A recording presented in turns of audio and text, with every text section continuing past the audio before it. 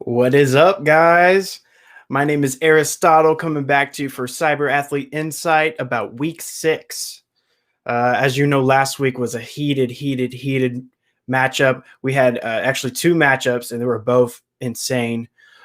Tonight's going to be no different.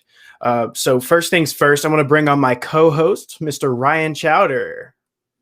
Hey, what's up? Hey, Ryan. Ryan. How you doing, dude? Pretty good, man. Pretty good. Is that a cat on your bed back there, or what is that? It's not. It's actually my Apple plush. I don't know if you watch Avatar. Oh yeah. I'm sure a lot of the viewers right now know exactly what that is as well. So How you feeling about the matches coming up? Man, honestly, I'm really liking this first matchup. Both of these teams lost against the 2 teams that are playing against each other in the second match. So in the first match, you've got 2 teams that are trying to prove themselves after, getting knocked down to the lower brackets in the first match. And then the second match is like, who's the head honcho here? Who's the biggest one in the room? So, yeah, I'm really looking forward to it. And without further ado, we've actually got Krekis from Inertia waiting on standby. And we're going to go ahead and bring him in and ask him a few questions about his match coming up. Hey. Hello. Can you hear me? Yes. First things right. first. Cool. Krekis, right? Is that how you pronounce it? Yeah, I am. Just wanted to make sure.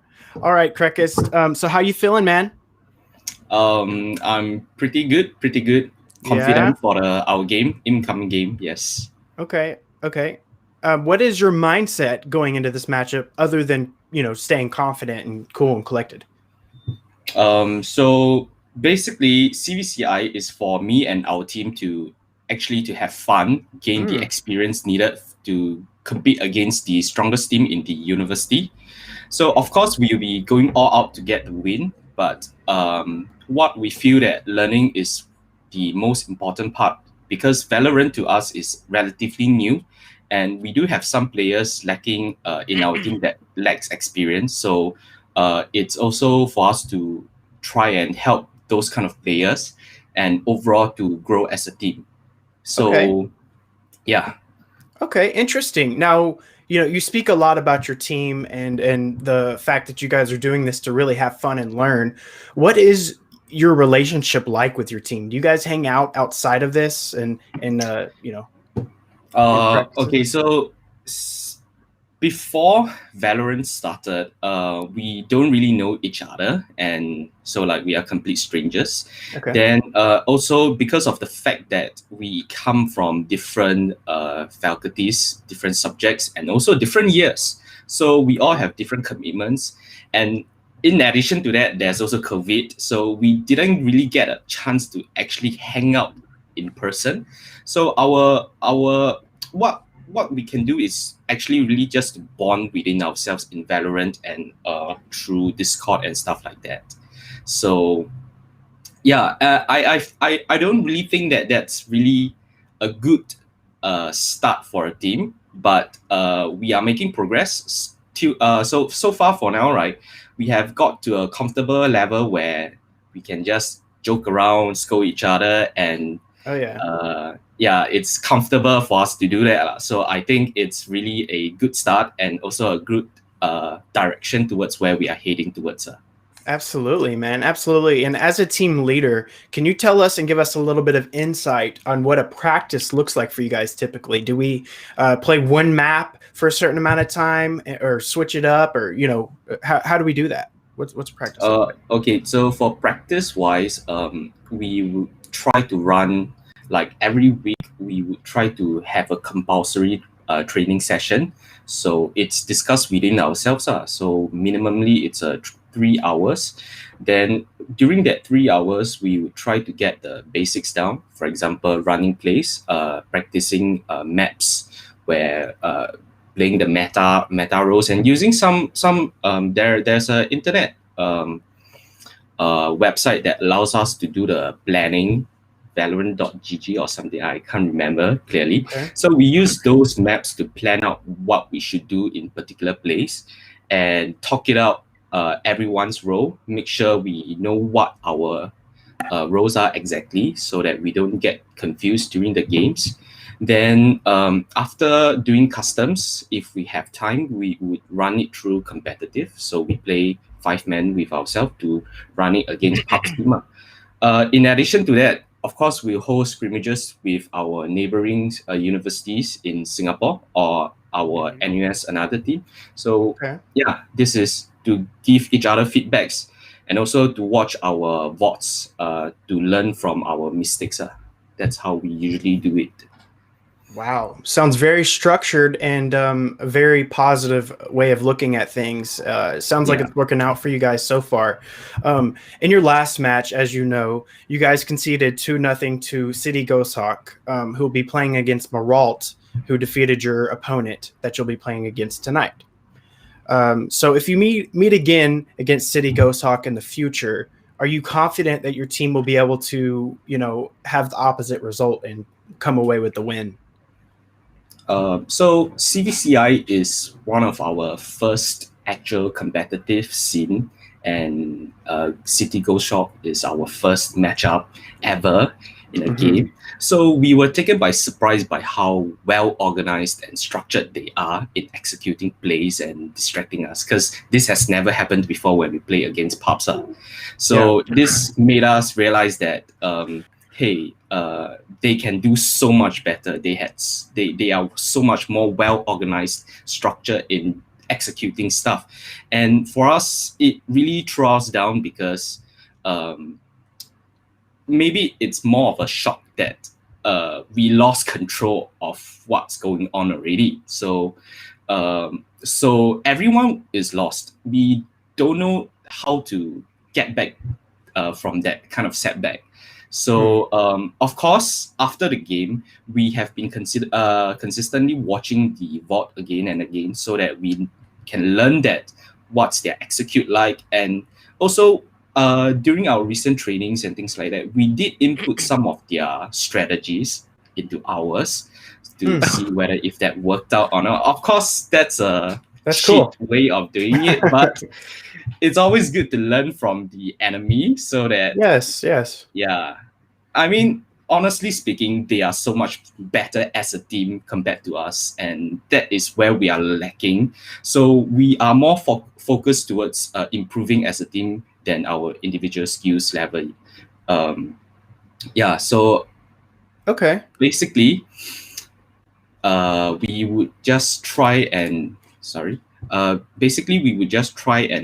learn their strats, and then we did come up with scenarios to counterplay those kind of their kind of pushers and rushers during the game, during our trainings. So last question for you, and this one's a little bit of a fun one. Who is the key player that we should keep an eye on tonight? Who do you think's gonna in your squad is gonna come out and really show out? So there's this player called Naum, and he is basically, let's say, the best in terms of aiming and game sense within our team. So definitely should keep an eye on him because he did a lot in our previous games also, and I'm sure he would far exceed everyone's expectations. But nevertheless, I also personally think that everyone in my team is good enough to be recognized. I agree. I agree. Well, we're looking forward to the matchup tonight, and hopefully your team can step away with a little bit of momentum moving into the next matchup. Yes, thank you. Again, we're here with Krekus, and I want to wish you good luck, Krekus. Yep, thank you so much. Yes, sir. Thank you, dude. Wow, man. I loved that. That was really cool. I feel like, I'm like among their team now. I know how they practice, and I know how they're feeling going into this match. What do you think? I thought his answers were great to your questions. Gave a lot of depth, I agree. And I feel like we know so much about what is it, inertia now, right? Yeah. And then Yeah, we definitely do. We know that they're kind of a motley crew of people of all different ages right. in terms of the university and stuff, and that COVID held them back from meeting each other a lot and whatnot. Very interesting, very interesting. I'm sure everyone's here waiting to see from the other side now. Yeah, Yava, right, from Team Yes. LG. Yes, we've got Yaba on standby from LG Valorant. He is waiting for the interview. So why not bring him in? What is Hey, up, man. Yaba? What's up, guys? What's Good up? afternoon. Good afternoon. Looking Are you fresh with the shades on. Yep. What's your Feeling shirt good. say? What's your shirt say? Oh, That's okay. what. You got it. Yeah. Love it, man. Love it. Yeah. So first of all, man, we see the smile, but I've got to ask, how are you feeling right now going into this match? I'm feeling good. I mean, this tournament is really amazing to be a part of. So we're just really blessed to like be here, and we just wanna take it game by game, get better every game. Yeah, basically. Awesome. So in terms of getting better, how many practices between your last match and now has your team had? Uh, okay. So basically, our team we like to just run competitive like almost every day. And I guess we do scrimmage a few times, but not to a like actual like practice schedule. It's more of like if one of the other teams, either collegiate or professionally in the Philippines, is actually game, then we just try and get as many scrimmages as possible because we like learning what composition works for us and what counter plays we can adjust to with other teams, especially when like let's say the jet and the breach, they just flash and dash. Like we have to learn how to counter it to adjust. Right. So I guess we can say we practice every day, but not necessarily as a five as a team. We all go individually, trying to get better with our agents. Very interesting. So, and are you looking to have players swap in and out of the match as the match progresses due to that? Um. Okay, so I think to answer that question, since the updates sort of change the meta every so often, Yeah. I think it's really important to have like solo play to know which one works for you because Yeah. at the start we were very sentinel minded as a team, so our defense is what we would take pride in, and then we had to adjust with like the update of like for example the Cypher when he dies, the tripwires are exposed, and then the Killjoy you can't just hold the flank completely. So yeah, we don't really switch out players. We stick with that five that we always do. But like in our college Ateneo, we have two teams. Like we have a bunch of people who play Valorant, so we just mix and match I when we see. play every day. Cool. Cool. So I love that. I love that. So, let's go in more depth a little bit with your relationship with your teammates. It seems like you guys are just a bunch of friends and you hop on and play some Valorant like the rest of us. What's that like? Yeah, it's kind of interesting. So I'm the only one not part of the OG5 that they talk about, which is the Oh, team that played CS:GO together. Then I mm, hopped in to play with them because I wasn't really super passionate in CS:GO until like late last year. So, these guys, we are all batchmates actually, the five that will be playing today. okay. Some of us have known each other since we were like kids, and then some of us we just met in college. So like I can say that chemistry is pretty strong in our team, and it's pretty fun because there's accountability here, and then like when you're talking to your friend, you can like tell them straight up, what's going on and what to improve on, and you'll understand it, you'll take it to heart. So yeah, but the funny thing is, other than Valorant, we don't really talk, which is a really funny thing. But at the Hmm. same time, that's all we do right now. Like, Yeah. of course, we do schoolwork and stuff like that with our modules, but like due to like the coronavirus and us in the Philippines, we have the longest lockdown in the world. Like we're basically really stuck to our computers and really grinding it out every day. Wow. Yeah. I can Wow. imagine. That's awesome, man. So, as you know, Moralt will be playing against let's see, who are they playing against? City Go Brian? Shock. Yeah, that's right. I'm sorry. Had a brain fart No there. problem. So Moralt's playing against City Ghost Hawk tonight, and they are the team that defeated you guys. as you know, City Ghost Hawk defeated your opponent. So, will your team be ready in the future if you guys do meet Maralt again? Oh yeah, I think we're pretty chill about it. I know, like, we don't like. I'll speak for myself. I don't take losses easily, but as a team, we understand like we can't win every game. And with the game being new and the team, not really participating in that many pro tournaments, that many tournaments, it's always good to learn from the mistakes that we made and like how to adjust. Because we feel like a few more rounds that went our way with like last man alive, we would have, stole the game somehow. So yeah, we pride ourselves with competing. No matter who it is, not putting our heads down. But yeah, we'll be ready if the opportunity comes again to face Emerald. Awesome. But respect to them. They got it down. They had that composition down. Absolutely. We'll be ready, says Yaba from LG Valorant. We're just Yaba, we chilling, want to thank you for your time, man. Good luck tonight, man. Looking forward to the matchup. Thank you. Thanks for having me. Yes, sir. Thank you, man. All right. Wow. Both very humble and structured, enthusiastic teams. I'm really looking forward to this one, man. Yeah, me too, honestly. Both really gave really confident answers. They seem to have have a way with their schedules, right? Like they know what they have to do to practice for the upcoming matches. They've all they all seem to have reviewed their past matches. They know they know where they went wrong, right? Yeah. So I'm very looking forward to how they perform today, because one of them is gonna go home. So yes, and that's unfortunate. yeah. As our viewers know, and you definitely know, Ryan, I am 0-2 in my picks here. The past 2 weeks, I've picked matches of teams who I thought was going to win. Do you want to have the first pick today? No, that's the problem. I've been picking first, so I want you to pick first in this match. Who you think's going to win?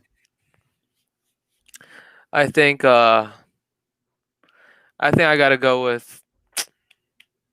I think I gotta go with LG. Honestly, I feel like they just practice. They seem to practice more, and than in Tertia, because what he said that they practice almost every day, right? Whether whether or not they practice as a team, though, I'm not sure. But there you go. Yeah, that could be the deal breaker. Well, if you're in the chat right now, let us know. Do you think Ryan's pick was a good pick or not? Let us know. We do have another treat for you guys in the little bit of time we've got left. We're actually going to bring on Scott, our CEO of Cyberathlete, and he's going to tell us a little bit about a new project that he is working on. What is up, Scott? Hey, guys. How are you doing? Oh, hi. Pretty good. Got a little bit of a delay going on there. Oh, really? Okay. It's pretty good now. It's better now. Okay, on my end. It must be just on my end. So how you doing, man? Doing well. Getting ready for this first round. Pretty excited about the game. It's nice to see when both teams from the lower brackets are pumped up and just ready to get in there and charge and everything else. I mean, there's a lot riding on this, the first games at every week. But it's good to see that they're all in a good mood. They're happy to be here. That's awesome. Scott, I do have to ask you a question. Keep doing it, man. In chat says Scott seems to love Yoda so much, and yeah, you want to explain your Baby Yoda collection in the back? Yeah, I am a big fan of Baby Yoda. Well, actually, growing up with the original Star Wars series, you can't help but just love the whole concept of Yoda in general. Yeah, super wise, and it's kind of like either do or do not, don't try. And that's kind of our philosophy here at CPL. I mean, it's just, everybody goes out and tries. It's either you go out there and you do it, you spend the money, you try to do things right, you hire great people like you guys, we try to do things well, or just go home, right? Just don't do either one. And so with Mandalorian coming out and everything else, my daughters, I have 3 daughters, and the youngest one's now a freshman in high school. It brought in a whole new generation of people kind of falling in love with the whole Star Wars philosophy and everything else. And so We've been watching it since the beginning, and we kind of get the whole Baby Yoda thing's kind of like a whole fresh start to the philosophy. So, unfortunately, I'm one of those people that when I get started on anything, I get highly addicted, and so I just go all out.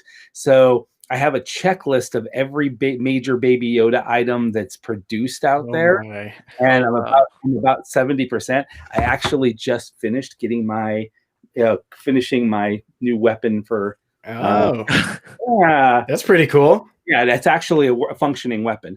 That's my. Watch out, guys! Watch out! Right. I had it profiled, and I'm actually building another one like the Mandalorian gun.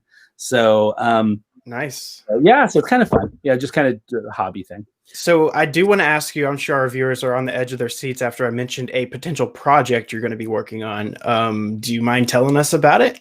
Sure. So we are going to start. Obviously we're broadcasting mostly in Southeast Asia, and so we're going to be working with Twitch and launching. You guys were already doing a Twitch stream over there, but we haven't spent a significant amount of time on it. And one of the things that I think is interesting, having been in the gaming business and doing this for 25 years, is every interview you ever see, any product, anything you read in the papers or any of the gaming magazines, it always tells the glorious part of the story. Yeah. Team such and such just raised $1 million. This company just launched a product and it just went through the roof. And everybody always talks about the good side. But the honest truth is that, for every success you have, you probably have 5 failures.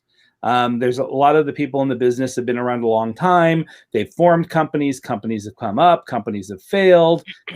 You have a game that you guys did on a bootstrap budget, and it hits a home run, and you're making $10 million a month, and then you go spend $25 million on building the next game, and it bombs. Interesting. Right? So there's these ups and downs in the market.